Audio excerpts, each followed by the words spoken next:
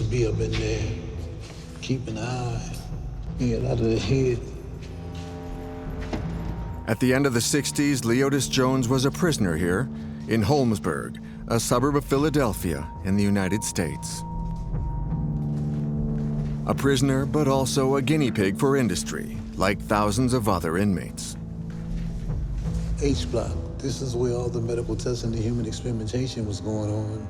How many times have you taken that corridor? Oh man, about maybe 25, 30 times. But there was different tests that they was running. And sometimes I was on like 2 tests at a time, Okay. This practice was confidential at the time because multinational chemical companies came here to test the risks of their products.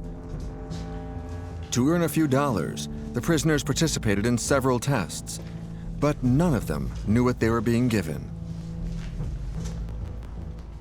What they would do, they would put the tape and stick it and pull it, stick it and pull it, stick it and pull it. Then they would put a drop of the substance, whatever it was that was in it, on that area. And what happened after? All over my body, my skin pigmentation got light in certain areas. How long did it last? About a year, somewhere around there. And they had you signing a paper stating that it was informed consent, but it was just a paper to waive them from being liable if anything go wrong. One company did everything they could to keep this a secret. They even paid Leotis Jones for his silence. Dow Chemical. The leading manufacturer of plastics in the world and the 3rd largest manufacturer of pesticides, Dow Chemical has an annual turnover of $48 billion and 50,000 employees around the globe. In the wake of this chemical giant, there's an industry of staggering profitability, an industry in a frantic race to innovate. Each year, their new toxic products reach the market. These multinationals all have one thing in common: a culture of secrecy. You're following us. Polluting lands, rivers, and groundwater. Behind the fumes of these factories, we have discovered tens of thousands of victims. In India, children are born with severe disabilities. In the US, those who have dedicated their lives to this industry. Everybody wanted to go there because for the money, for the benefits, and it was secure. Are now paying the price. Those guys are all dead, and I should have been. Why'd they lie? Faced with these tragedies, the chemical giants have adopted a specific course of action. Lack of transparency, cynicism, denial. In the meantime, they continue to reap the profits.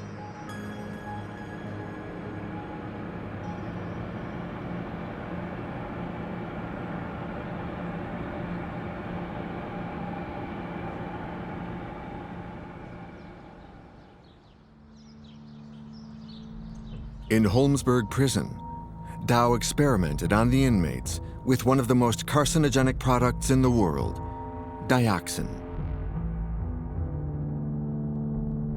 It's one of the molecules in Agent Orange, the powerful herbicide that Dow produced for the American Army during the Vietnam War. The Air Force dumped it on the Viet Cong for a decade. At the same time, the tests were being performed at Holmesburg. From that time on, Dow was already aware of the dangers of dioxin. The company put it in writing in this confidential note from June 1965. Dioxin is exceptionally toxic. Some months later, Dow would study its side effects on the prisoners. Hey man, what can I say? And there's no way in the world, if they would have informed us back then, that we would participate. No, I wouldn't have. They were trying to cover it up. They wouldn't nobody to know. We found one of the doctors that performed the tests at Holmesburg in the 1960s.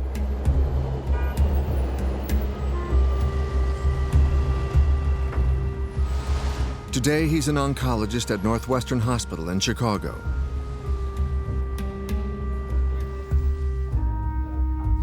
Sigmund Weitzman is preparing to retire. He is one of the few witnesses still alive. Every day, I had a row of 20 convicts. They were coming in all day.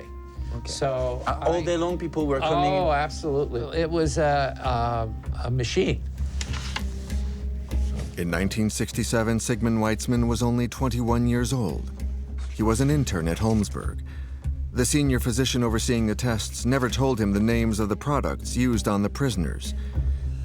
He only realized later that he had administered dioxin to human beings.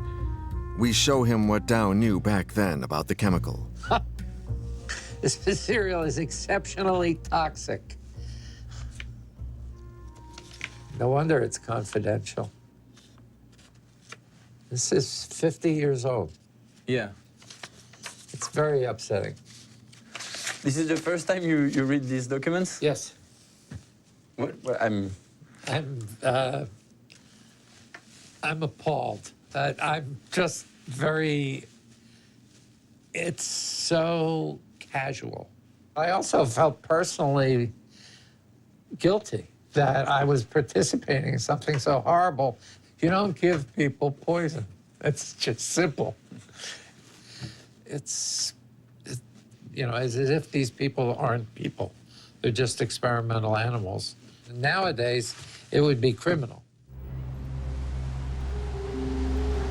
Dow was never prosecuted.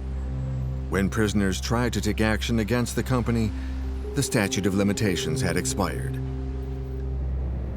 This multinational would not only poison inmates with dioxin, but also tens of thousands of people in Midland, Michigan, in the north of the U.S.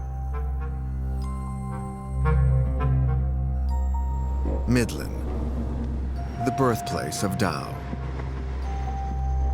Here at the Dow Chemical Company in Midland, Michigan, revolutionary chemical killers. This is where Agent Orange was manufactured. Its production created waste extremely high in dioxin. Dow secretly dumped this waste into the river that flows through the city.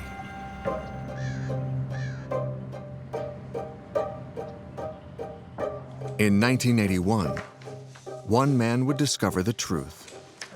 We had a conclusion there that Dow was a major source, if not the only source, to the river, and certainly to the community, and that people were at risk. At the time, Milton Clark was a toxologist for the EPA, the government agency responsible for environmental protection. With his colleagues, he wrote a report condemning Dow's practices. But right before the report's publication, the corporation would succeed in pressuring the acting chief of the EPA in Washington.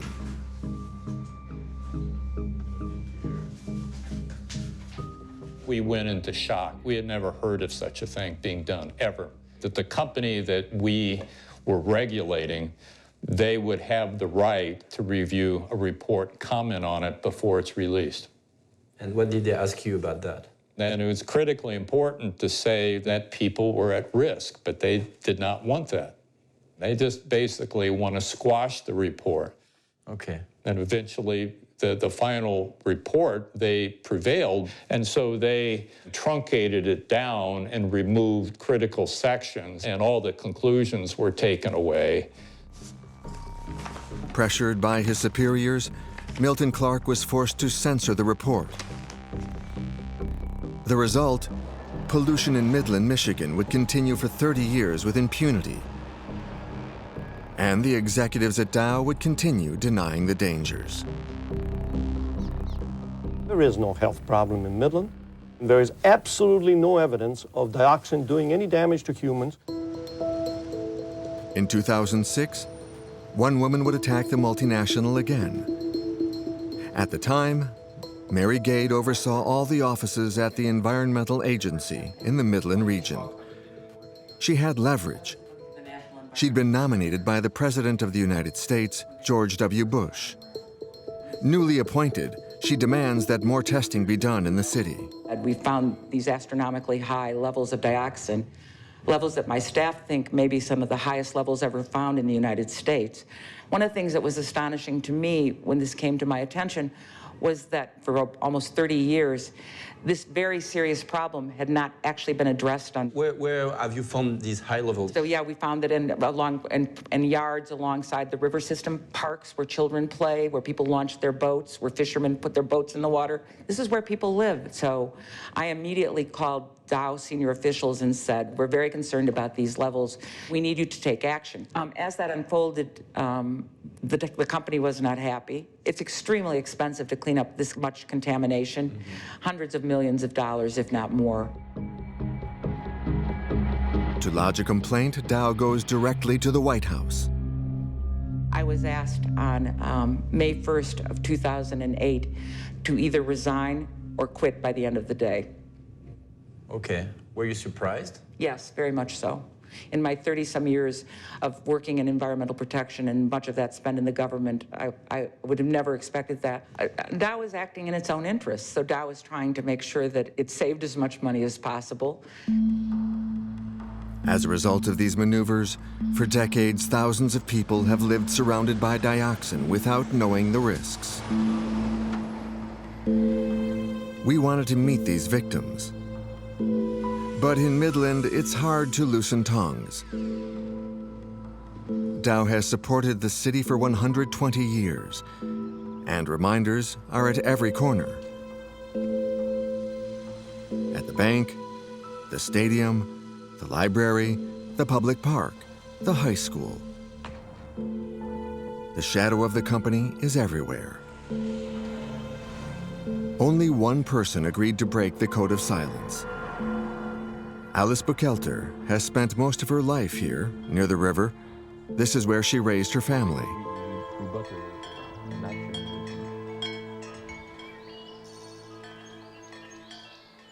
Oh, this is where we used to have the zip line way back here. Ah, okay. We used to have all trails that went down through here. I don't even know if you can see any of them over here. But 18 years and the land is very fertile. And it was used for motocross trails and hiking trails and dune buggy trails and just, you know, recreation in the woods. For a kid, it was like a wonderland. It was, you know, an adventure.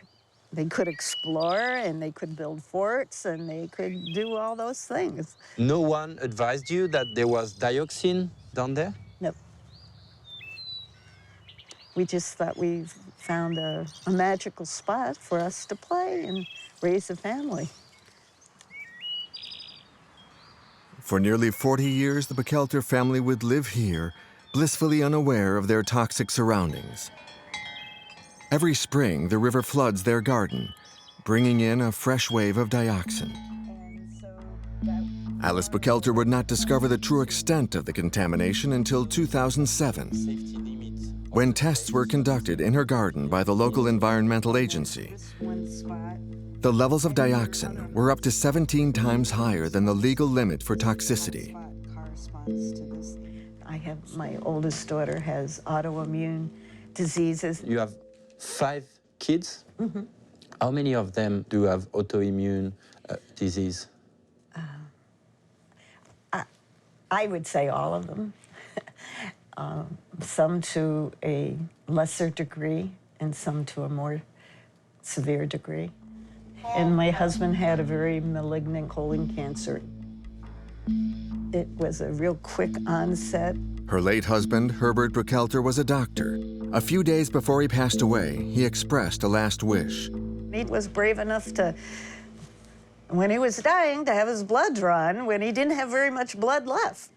Dioxin levels were taken the Thursday before he died on a Sunday. He was willing to do it to ascertain that there was a connection. The results of my husband's. This is his levels. These are the actual breakdown. Alex Buchalter's husband had 64.5 nanograms of dioxin per liter of blood, 3 times the U.S. average. We had been married 46 years when he died. And would I have treasured 10 more years? Yeah. And, you know, that's been a major impact on my life. The American Environmental Agency has finally forced Dow to clean the river, but the process has only just begun. It could take decades and cost hundreds of millions of dollars. However, no date is set for decontaminating neighboring yards, like Alice Buchalter's. Dow refused all our requests for an interview. The multinational merely sent us an email stating that we seek science-based solutions that protect human health while also contributing to the well-being of the local community.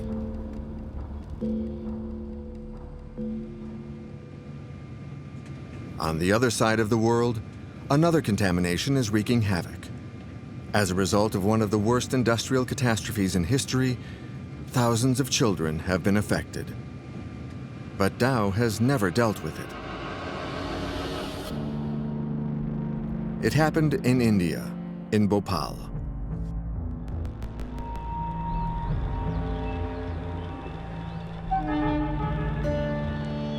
In 1984, the local chemical plant exploded, killing 20,000 people and releasing tons of toxic products.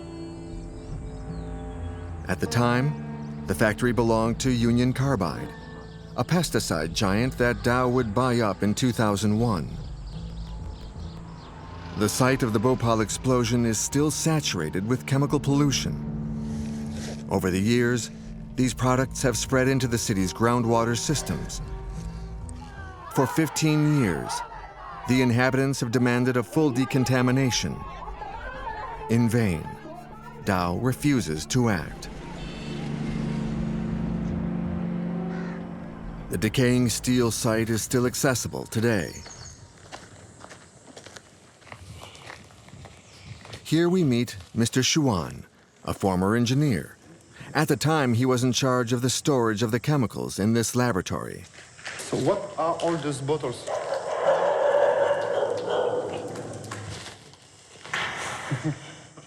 There's so many chemicals still remaining in this quality control lab. Very few bottles are now at present. But after the disaster, this quality control lab was full of the chemicals, bottle drums, and after 32 years, still they are lying. Is that dangerous? Yeah, it is dangerous because there's no proper care of these premises. Among the products stored in the factory, there was lindane, an extremely toxic insecticide. Today it is forbidden all over the world. According to our guide, the soil surrounding the factory is full of it. This whole area is highly contaminated, and this is the local pit. There. They are dumping all toxic waste effluent on the ground. Right now, you can feel the smell of the benzene hexachloride on this spot. And it is dangerous to stay here for a long period. Benzene hexachloride is the scientific name for lindane. We go down to the area of the spill to take some samples. The smell is unbearable.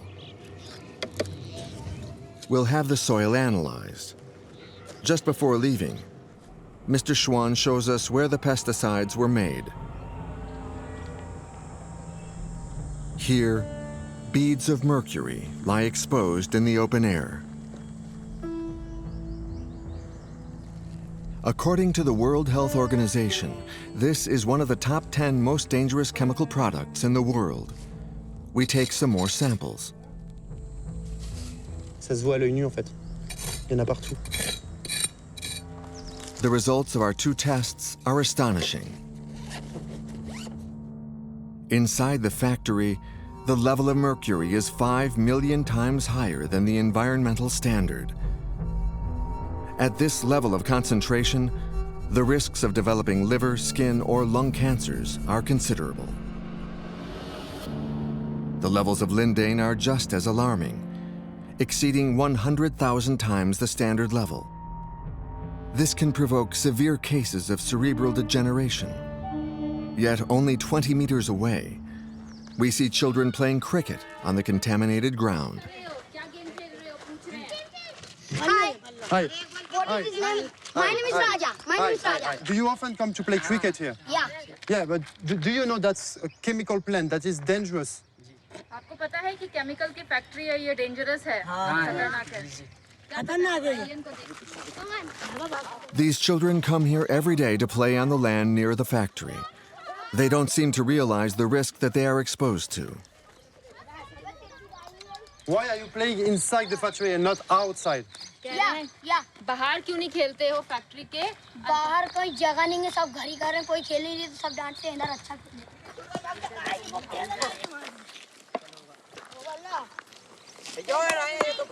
यहाँ पे कुछ नहीं है बोलते हैं ना कि हमने पिच बना ली इसको डाल डाल के 3-4 साल से यहीं पे आ रहा चीज बेर में सब खाते रहते हैं यहीं पे उगती है These kids are not the only ones in danger in Bhopal. The chemical contamination stretches far beyond the walls of the factory.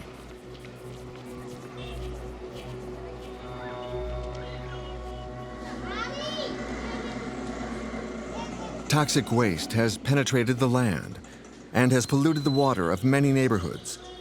Up to 3 kilometers from the factory, 50,000 people live there. We went to take water samples to identify the molecules present in their wells.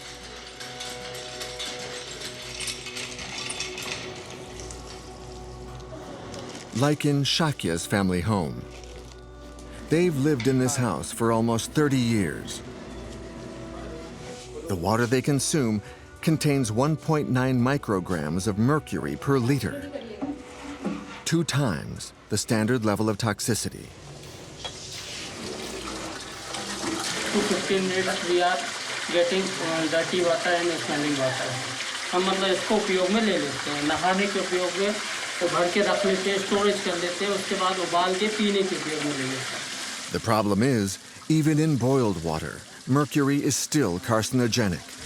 तब 2-4 दिन 5 दिन या 10 दिन तक continue पीते हैं तो उसके बाद मतलब थोड़ा बहुत कम से ज़्यादा स्टोमक प्रॉब्लम होने लगती है पेट दर्द शुरू हो जाता है समथिंग वोमिटिंग जैसा होने लगता है उसके बाद मतलब कुछ ना कुछ मतलब पेट का दर्द है या कुछ खाने पीने में समस्या आने लगती है तो सिचुएशन ये बनती है कि डॉक्टर को तो फिर दिखाना ही पड़ता है. In other areas of Bhopal, it's not mercury, but lindane that wreaks havoc on human lives. This is a problem in Preetnagar, a neighborhood situated 1 kilometer away from the factory. The municipality has had drinkable water since 2011, but for many years, the inhabitants have been drinking severely polluted water. That's the case for Rukmani and her 13-year-old daughter, Rachna. Since her birth, she's suffered from limited mental development and muscular dystrophy. She can neither talk nor stand up by herself. Rukmani, her mother, drank contaminated water every day during her pregnancy.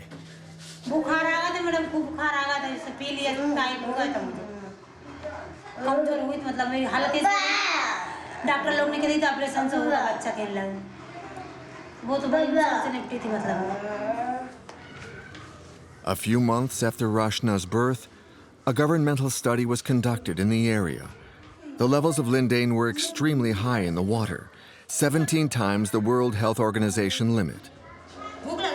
Did you know that the water you were drinking when you were pregnant was full of pesticide from the factory?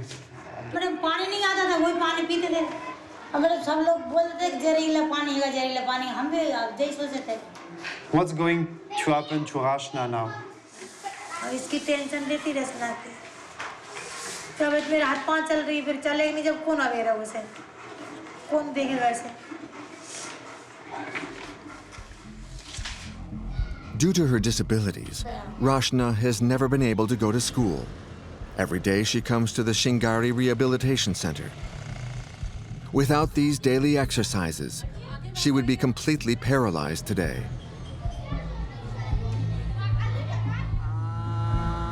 Rashida B. is the founder of the center. She has watched all these children grow up. गरीब नगर से है, ये भी पानी पड़े तिला का, ये भी पानी पड़े तिला का, ये भी पानी पड़े तिला का, ये नौजीवन कॉलोनी से आता है, ये भी पानी पड़े तिला के, ये सारे बच्चे पानी जहरीले पानी से ही पीड़ित। लेकिन इन बस्तियों में जाने के बाद लगता है कि हर एक दो घर के बाद हमें विकलांग बच्चे समझ मिलते हैं। 850 children are now registered at Rashida B's center. अरे बच्चे तो इतने आ रहे हैं कि हम बच्चे बहुत ज़्यादा आ रहे हैं यहाँ पे। 850 बच्चे हो चुके हैं हमारे पास, सिर्फ हम 200 बच्चों को देख रहे हैं, लेकिन 650 बच्चे जो हैं वो अभी क्यू में हैं। उसके बाद हम रोजाना हर शनिचर को 2-4 बच्चों को वापस करते हैं और हमारे पास नहीं है इतना साधन कि हम उन्हें देख सकें। So is Dow Chemical paying for any of this? और डाउ केमिकल इस तरह से विकलांग बच्चे पैदा होते जाएंगे तो हम उस पैसे को क्या करेंगे? हमें पैसा नहीं, हमें यहाँ की मिट्टी पानी की सफाई सबसे पहले चाहिए, उसके बाद वो जिम्मेदारी ले। पहले साफ तो कर दे, लोग पी रहे हैं पानी, लंबा एरिया निकलता जा रहा है, लोग इस तरह से पीड़ित होते जाएंगे। डाउ केमिकल ने अगर सफाई नहीं की तो आने वाली पीढ़ियाँ बहुत ज़्यादा बर्बाद होंगी और काफ़ी एरिया निकल जाएगा। In 2015, Dow gave $4.5 billion to its shareholders, but not a single cent has been given to the decontamination of Bhopal. For weeks, we tried to reach the communications department at Dow to get an interview, without success. The water that people drink. Who's going to answer those questions? It's really important. I'm not aware of who that is right off the top of my head. We have 50,000 employees, so I'll have to do some research. Dow never called us back. So we decided to go to the company's General Assembly in Midland, in the US, to ask our questions. Cameras are not allowed inside, so we stayed in the parking lot. Sorry, you're a Dow shareholder? Oui. Yeah. Have you been talking about Bhopal this year? Were there any resolution? Je ne peux pas parler, monsieur. Il m'a dit de ne pas parler. Ah, vous n'avez pas le droit de parler? Oui. Sir, What? I'm asking you to please leave the property. Okay. If you refuse to leave, you will be arrested for trespass. Do you understand? Here. Do you understand? Yeah, you will I be understand. arrested. Yeah, I understand. We quickly realized that we were not welcome. Yes, sir. We're gonna call this tree line right here. Okay, so I can stay there? Not gonna stop traffic that's trying to exit. Okay. So we carefully followed their rules for 45 long minutes. Until the communications department at Dow decided to finally set foot outside. Hello. Sorry to disturb you. I'm a French journalist. Yeah, we're the corporate media relations team. Ah, can we talk? No, sorry. Why? I don't have anything to say. You don't want to talk about Bhopal? You don't want to talk about the kids that are sick there? No, I'm sorry. It wouldn't be appropriate for me to say anything. Why?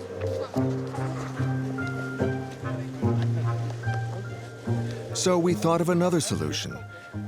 We would bring our questions directly to the personal residence of the CEO of Dow, Mr. Liveris.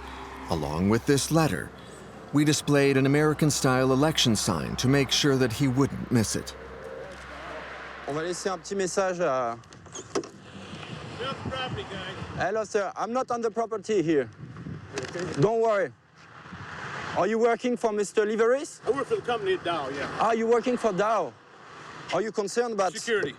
Are you concerned about what's happening in Bhopal? You know, they are still contaminating. Look, the kids. Look, Rachna, she's just 13 years old. It's terrible. I understand. So why Dow is not doing anything? I don't know, sir. Couldn't tell you. But it doesn't touch you? You don't mind? It affects everybody, sir. So why Dow is not doing anything? A few days later, we finally received an email from Dow. The company laments. Bhopal was a terrible tragedy that we will never forget. But they relieved themselves of all responsibility, stating that we acquired Union Carbide more than 16 years after the catastrophe of 1984. Dow continues to address global issues through human solutions. Issues like clean water, as important as life itself. Dow is working to make water safe and readily available to people all over the globe. The human element. Nothing is more fundamental. Nothing more elemental.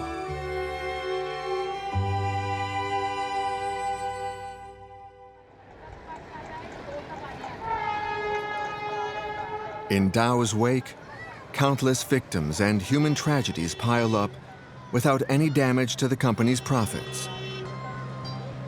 In December 2015, Dow announced the biggest financial operation in its history. A merger of $130 billion with another American chemical giant, DuPont. A match made in heaven. You and DuPont.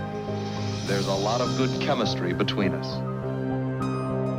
DuPont made its fortune with dynamite. Dynamite! Nylon. And Teflon. The magical material that prevents food from sticking to pans. What you want, DuPont, DuPont, DuPont. Without these seals, you're out of luck. Don't get stuck. However, behind the success of Teflon, DuPont hides a dark secret. So I just can't believe that DuPont, the money means more than the people. There's people dying because of what they've done. DuPont knew years ago what they were doing. At best, it's despicable. And at the worst, it's criminal. At the heart of this drama is one city, Parkersburg. Lost in the eastern U.S.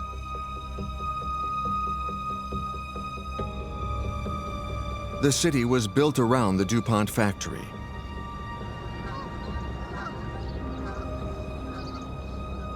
Suzanne Bailey came here in 1978 to work on the Teflon production lines. I went to work in May the 8th, 1978. That was my glorious day, right there. They took our pictures. It's you? That's me, without gray hair. In the middle? Yep. You know, I was so happy. You're smiling. I was. That was the elite job. I mean, everybody wanted to go there because for the money, for the benefits, and everything like that. It was secure. The chemical industry is a growing one, growing by leaps and bounds. I mean, you could just mention the DuPont name and doors swung open. It was like princes coming through the door, you know? Yes, in such an environment, you can look to a bright future with confidence and optimism.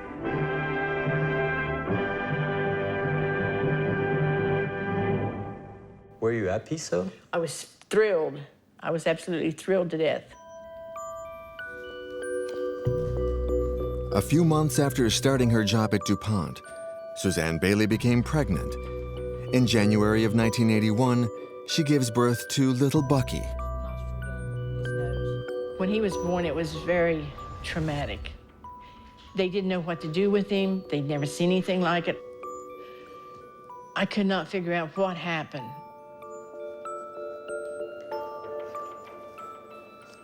He had half a nostril, half a nose, the eye as a keyhole pupil. I didn't know what to do. I was afraid he was going to die in my arms. I had no idea what was wrong. I guess that's our cue, isn't it? Bucky survived. He is now 35 years old. But his childhood was spent between his home and the hospital. I had 30 surgeries in a span of, 6 to 7 years, where they took rib cartilage to form my nose. I have a metal plate here. They stretched my forehead out so that they could use that skin and bring it down and mold my nose here. I still only have one nostril, functioning nostril. We had to put the hockey mask on him and the guards because he wasn't allowed to touch his face. For how long? He had to wear those for, I would say, 3 months, 4 months. It's a long time. Yeah, the only way that he got to take him off was just to eat. How is it as a kid to grow up and to have, you know, so many surgeries? And I mean, it's pretty intense, you know. Walking out in public and going into a store or a restaurant, and as soon as you enter, all the eyes are on you. And school, when you go in and you're trying to make new friends, all they see is you're different. After her maternity leave, Suzanne Bailey began to suspect her job as the cause of Bucky's deformities.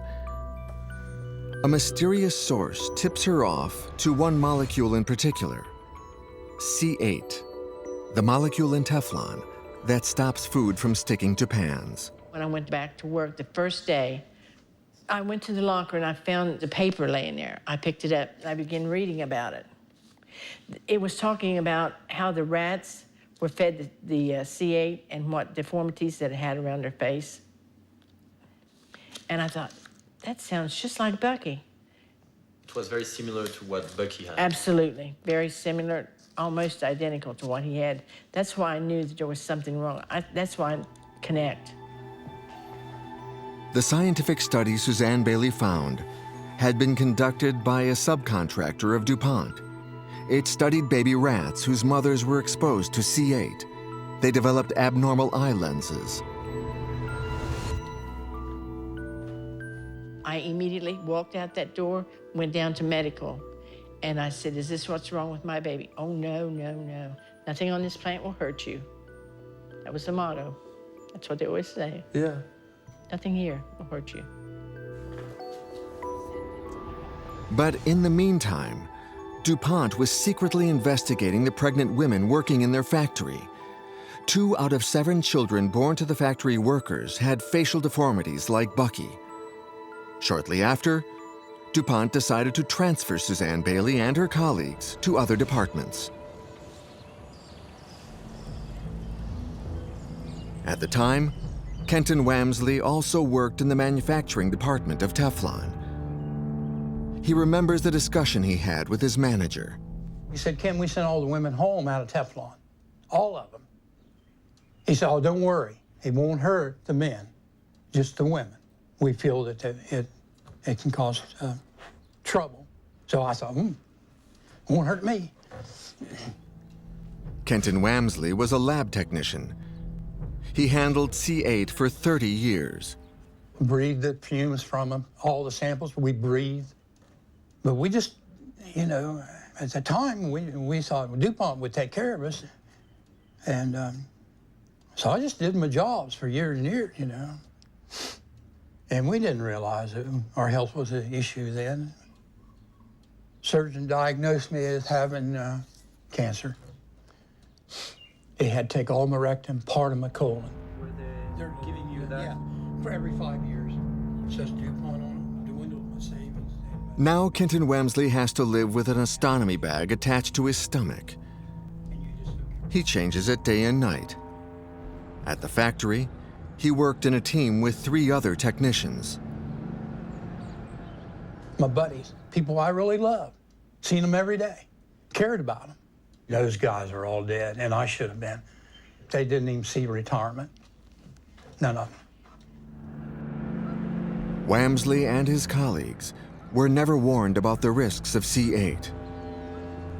However, we procured a confidential document from DuPont. It's dated 1982, 34 years ago. In it, Mr. Carr, the medical director at the time, expresses concern about the consequences of C8 retained in the blood of employees. He specifically recommends that practical steps be taken to reduce this exposure. All employees, not just Teflon area workers, are exposed. So rather than to do anything, they just wrote it out. I've never seen a letter like that. I'm mad. You can see why. We could have prevented a lot of lies if they would have told us there's a problem. Why'd they cover it up? Why'd they lie? Why didn't they have us protected? Too costly? We tracked down Bruce Carr, DuPont's former medical director. He is now enjoying a peaceful retirement by the ocean, far from Parkersburg. I have a document of 1982 showing that you were aware that C8 was toxic for workers. Why have you not told them the truth at that time? They were all told the truth. They were told everything we knew at the time.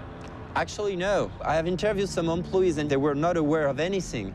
We told employees everything we knew as soon as we knew it.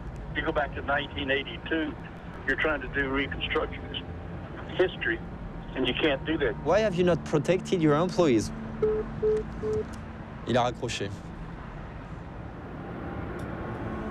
DuPont would not only put their employees in danger. Once again, tens of thousands of people would be affected. They live up to 70 kilometers away from the factory. One man would discover this, a bit by accident. Joe Kiger. On October 31st, 2000, he receives a letter from the municipality concerning the quality of the tap water. It mentions C8. I was sitting in my courtyard and the wife was watering the flowers and we got our water bill in the mail, and with that bill came a letter. It's like you get form letters all the time. So you look and say, oh, okay, bang, and you put it over and you don't think about it. Next thing you know, you throw it away. And that's basically what this was. It just caught my attention and I started reading through it, and then the flags started popping up. First of all, what was C8 here, which is used by DuPont Works? Well, what's DuPont have to do with our water? Joe Kiger sought clarification on the matter. I called DuPont to try to find out. So they put me in touch with a guy, a gentleman named Mr. Kennedy, and I said, you know, I'd like to know more about this C8 issue.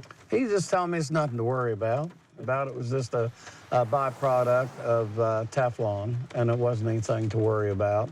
And he was flat out lying to me, I could tell that. To get to the bottom of it, he takes DuPont to court. After a long legal battle, the judge forces the company to declassify their internal studies on C8. Joe Kiger discovers the truth behind the factory at Parkersburg. For decades, they've been dumping C8 waste into the river. To make things worse, DuPont has known since 1984 that the molecule spread into the region's tap water. The company found astronomical levels in public taps, up to 50 times the limit of toxicity, according to the U.S. Environmental Protection Agency. That was 1984, and we didn't come out till 2000. So 16 years. Yeah, before we even hit them up about it. And they chose, as you see right here, they chose not to do anything about it. And they knew what was coming with the liabilities if they got caught. They were trying to slide under the radar. People trusted DuPont for so long. They have done nothing but lie for years to people about what this stuff's all about. There's sick people out here because of what they've done. There's people dying because of what they've done. During all these years, more than 70,000 people have been drinking contaminated water.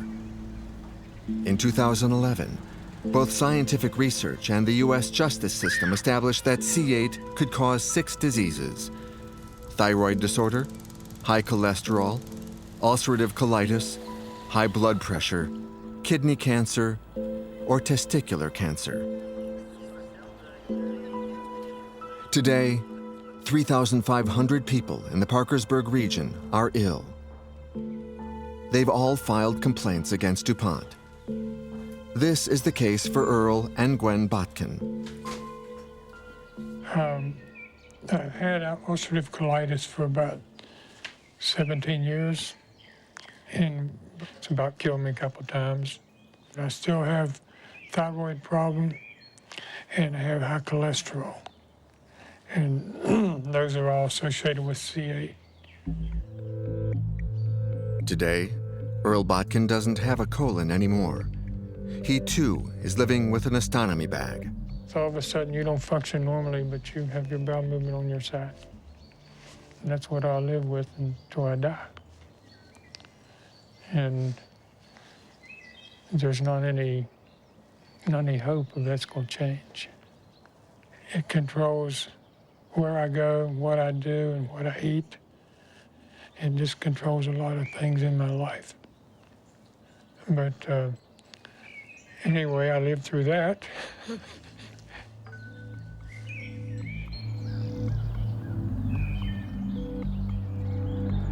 A document reveals that all of these victims could have been spared. On May 22, 1984, a meeting took place at the DuPont headquarters. The directors are worried about the consequences for the inhabitants. They plan to eliminate all C8 emissions. I wanted to show you these sentences here. But finally, no measures are taken. Their argument, it's not economically attractive. That was in what year? 84. That's before we were married. That's a long time ago. Yeah. Long, long time ago. That's crazy. That's what makes it so bad, you know, that they had evidence all along and just disregarded it and kept doing what they were doing. It was company greed that caused this whole situation. They knew what they were doing to us, and they continued to do it for money. That's the only reason they continued to do it. DuPont refuses to collectively compensate the 3,500 sick people. They prefer to study the cases one by one. As a result, since 2012, only one victim has been able to get a trial. DuPont was sentenced to pay her $1.6 million. The 3,499 remaining victims, like Earl Botkin, are still waiting. At the current pace of the trials, the last one would take place in 100 years. Do you still trust and you're still confident that you will get a trial at some point? Oh. If he lives long enough. If I live to be 150, I might. There will be a trial someday. But the chances of me living long enough to ever see that are probably slim to none. But we're just another document, another number of cases to be tried. DuPont has made billions of dollars. I think they should stand up to what they've done and make it right with the people they've made sick.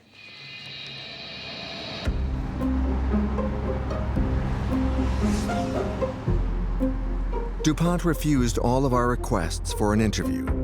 So we drove to their headquarters in Delaware on the East Coast to convince them to answer our questions. At the other end of the line, we reached the head of media relations, Daniel Turner. We are doing a documentary piece. The best way is, we meet and to make a proper interview, at some point. But first, let's meet. I'm just here. I think you can see me here. I'm making signs. We'll respectfully decline an on-camera interview. I will provide you with a statement.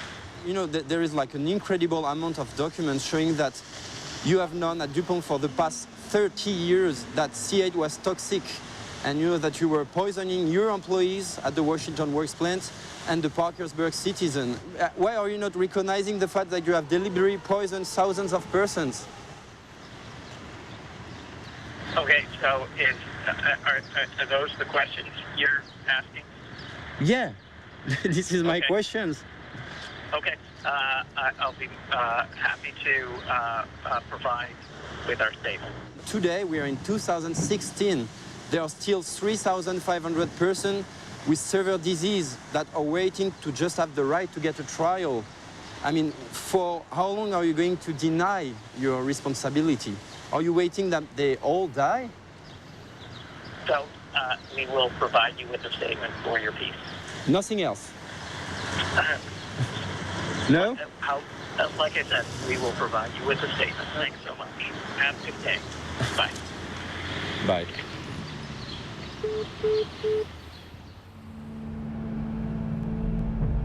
We did receive a press release from DuPont. but without a single word for the victims. They claim to have studied C8 carefully for decades and affirm to have always acted responsibly. In 2015, DuPont finally stopped using C8. The company was also ordered by the courts to clean up the region.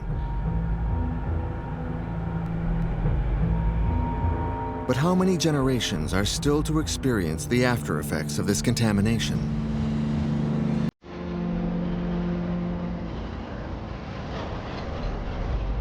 In the chemical world, history inexorably tends to repeat itself. It takes decades to reveal the truth, and just as many years for the multinationals to be prosecuted. In their laboratories, new toxic molecules are constantly being developed. But in 10, 20, 30, or 40 years, who knows how many new victims will be poisoned?